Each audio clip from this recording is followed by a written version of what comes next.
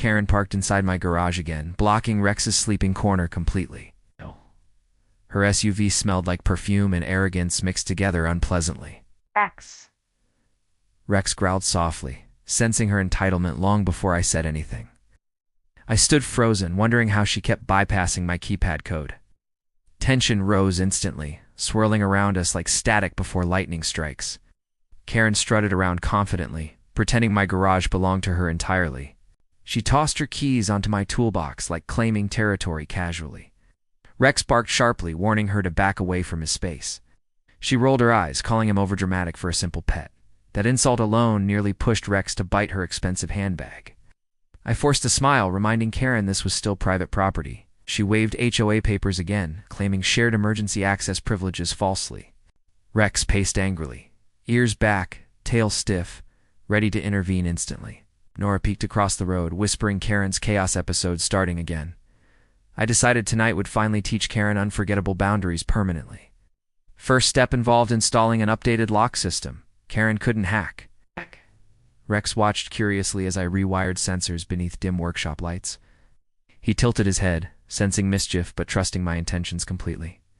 Nora approached, asking if Operation Karen Containment was about to begin. I nodded quietly, preparing Rex's role in upcoming harmless surprises. That evening Karen returned, humming off-key as she approached confidently. She typed old codes repeatedly, unaware I changed everything hours earlier. Rex waited silently, ears twitching each time she tapped wrong digits. Finally, her SUV rolled inside, trapping her exactly where I wanted.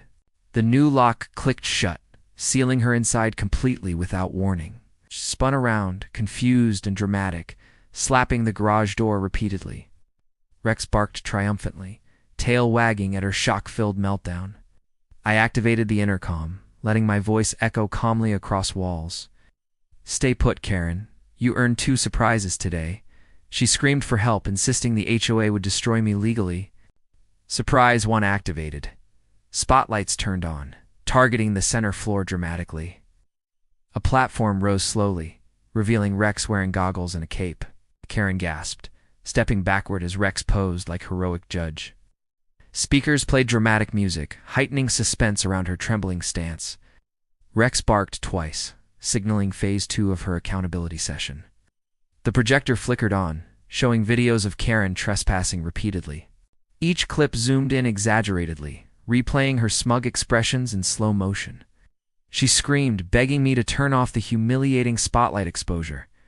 Rex sat proudly, judging her with cold, disappointed dog eyes. Karen shook visibly, overwhelmed by her own documented arrogance. Surprise 2 deployed suddenly. Rex pressed a button with his paw. Confetti cannons blasted upward, covering Karen in rainbow glitter instantly. She shrieked, slipping across polished concrete, sliding beneath her SUV. Nora filmed everything from her porch, nearly collapsing from laughter. Rex strutted proudly, tail wagging like he'd won a championship medal. Karen crawled out, coughing glitter and yelling unintelligible complaints. Rex followed her, dropping a squeaky toy beside her foot deliberately. She screamed, thinking it was some high-tech trap ready to explode. I unlocked the door slowly, letting fresh evening air rush inside. Karen bolted out, drenched in glitter, mascara streaks mixing dramatically. Rex barked goodbye, clearly satisfied with successful behavioral correction. Shh! Karen stumbled onto driveway, shaking like she escaped a horror maze. Nora offered tissues, trying not to laugh while comforting Karen ironically. Karen glared at me, but fear replaced her usual loud entitlement. Rex sat beside me proudly, chest puffed like victorious guardian. Next morning Karen returned, holding apology muffins and shaking nervously. Rex sniffed the box, approving her peace offering reluctantly. "I crossed boundaries," she admitted quietly. I deserve the glitter." Nora gasped dramatically, shocked Karen finally accepted responsibility honestly. I nodded, reminding her the garage remained permanently off limits, forever. She apologized again, avoiding Rex's penetrating judgmental stare intentionally. Rex growled softly, just enough to keep her respectful and humble. Karen placed muffins gently on the step, bowing slightly toward Rex. He returned a single approving bark, granting conditional forgiveness. Karen hurried home before confetti memories resurfaced in traumatic waves. Neighbors whispered all day, celebrating Rex the Enforcer's legendary justice. Even HOA members softened, afraid of Rex's vigilante confetti authority.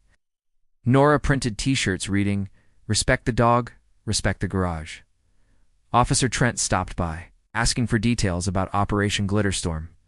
Rex posed proudly next to him, earning a head pat. Karen transformed gradually, becoming surprisingly respectful toward everyone around. She avoided parking near my driveway entirely, terrified of dog justice. Rex relaxed more, sensing HOA peace finally restored across neighborhood. Kids played safely, without Karen's usual unnecessary rule enforcement. Nora laughed daily, replaying glitter footage whenever morale dipped low. HOA meetings became calmer, less dramatic, noticeably less Karen-centered. Neighbors thanked Rex repeatedly, bowing jokingly before scratching his head. He loved attention, accepting treats like a retired decorated hero. Karen eventually joked about glitter, admitting she needed humbling badly. Trent agreed. Calling Rex the most effective disciplinary officer alive. Weeks passed quietly, marking longest drama-free streak since Karen's arrival. My garage returned to normal, Rex reclaiming his favorite sleeping spot. Nora joked she wanted Rex installed as honorary HOA president. He barked twice, instantly winning unanimous neighborhood approval. Karen even voted enthusiastically, trying to repair damaged community trust. Rex took patrol duties seriously, inspecting garage perimeters each night. Karen greeted him respectfully, offering treats as pea stacks occasionally. He accepted but kept constant eye contact, reminding her boundaries stay enforced. The neighborhood flourished peacefully, safer under Rex's watchful leadership. Karen never trespassed again, fearing another confetti trial sentencing. I rewarded Rex with a new chew toy shaped like Karen's SUV. He tore into it happily, tail wagging like a victory banner. Nora filmed again, awarding Rex Neighborhood Hero of the Year. I laughed proudly, knowing he deserved every bit of recognition. And since that day, my garage and Rex's domain remained perfectly respected.